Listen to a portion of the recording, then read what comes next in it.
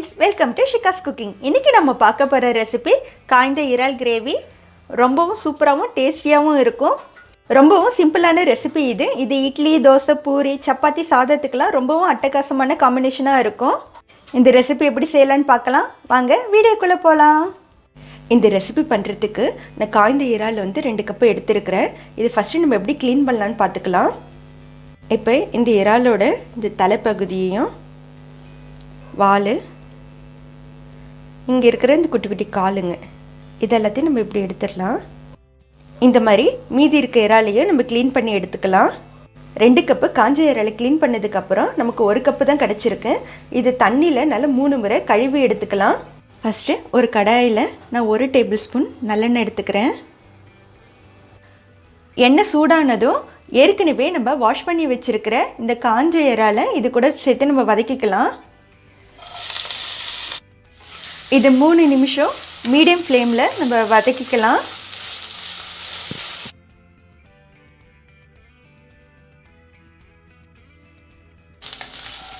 பாருங்கள், இறால் கலர் மாறி இருக்குது. லைட் ஆரஞ்சு கலரில் இருக்குது பாருங்கள். இந்த டயத்தில் நம்ம ஸ்டவ்வை ஆஃப் பண்ணிவிட்டு இது வேறு பாத்திரத்தில் மாற்றிக்கலாம். இப்போ இதே கடாயில் 2 டேபிள் ஸ்பூன் நல்லெண்ணெய் விட்டுக்கிறேன். எண்ணெய் சூடானதும் இது கூட 2 பச்சை மிளகாய் கட் பண்ணி வச்சுருக்கிறேன், அதையும் சேர்த்துக்கிறேன். கூடவே 2 பெரிய சைஸ் வெங்காயத்தை கட் பண்ணி வச்சுருக்கிறேன், அதையும் சேர்த்துக்கிறேன். 2த்தையும் சேர்த்து நல்லா வதக்கி விட்டுக்கலாம்.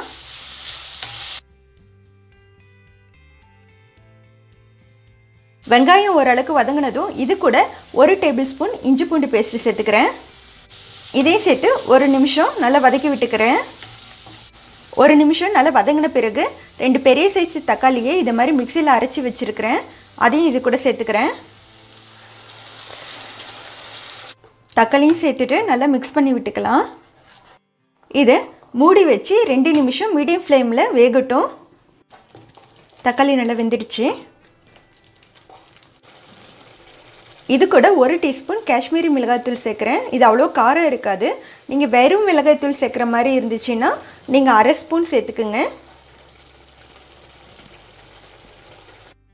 1 டீஸ்பூன் மல்லித்தூள்,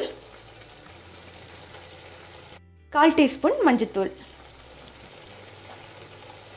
தேவையான அளவு உப்பு,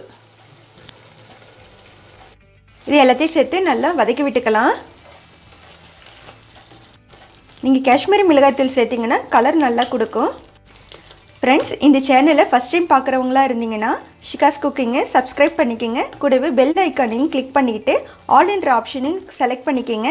அப்போ தான் நான் போடுற வீடியோ உடனுக்குடன் உங்களை சேரும். இப்போ இது மூடி வச்சு 1 நிமிஷம் மீடியம் ஃப்ளேமில் வேக வச்சுக்கலாம். 1 நிமிஷம் ஆயிடுச்சு. ஓப்பன் பண்ணி பார்த்துக்கலாம். இதனால் மிக்ஸ் பண்ணி விட்டுக்கிறேன். இப்போ இது கூட 1/4 கப்பு தண்ணி சேர்த்துக்கிறேன். உங்களுக்கு கிரேவி நல்லா திக்காக வேணும், சப்பாத்திக்கு வச்சு சாப்பிட்ற மாதிரி இருந்துச்சுன்னா நீங்கள் கொஞ்சமாக தண்ணி சேர்த்துக்கலாம்.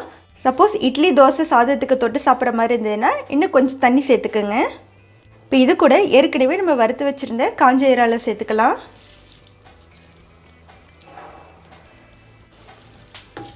நல்லா மிக்ஸ் பண்ணி விட்டுக்கலாம். இதை மூடி வச்சு லோ ஃப்ளேமில் 5 நிமிஷம் வேகட்டும். 5 நிமிஷம் ஆயிடுச்சு. பாருங்கள், எண்ணெய் தனியாக பிரிஞ்சு வந்திருக்குது. இப்போ இது கூட 1/2 டீஸ்பூன் கறி மசாலா சேர்க்குறேன். இது வீட்டில் செஞ்சது. இதோட லிங்க்கை டிஸ்கிரிப்ஷனில் கொடுக்குறேன், தேவைப்பட்டால் பார்த்துக்குங்க. இதே சேர்த்து நல்லா மிக்ஸ் பண்ணி விட்டுக்கலாம். கறி மசாலா சேர்த்த பிறகு மூடி வச்சு 1 நிமிஷம் வெந்தால் போதும்.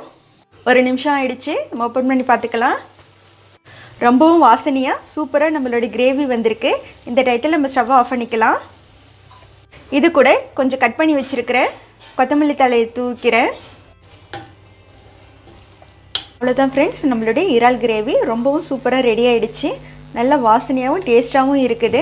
இது இட்லி, தோசை, சப்பாத்தி, சாதம் இதுக்கெல்லாம் நல்ல ஒரு காம்பினேஷனாக இருக்கும்.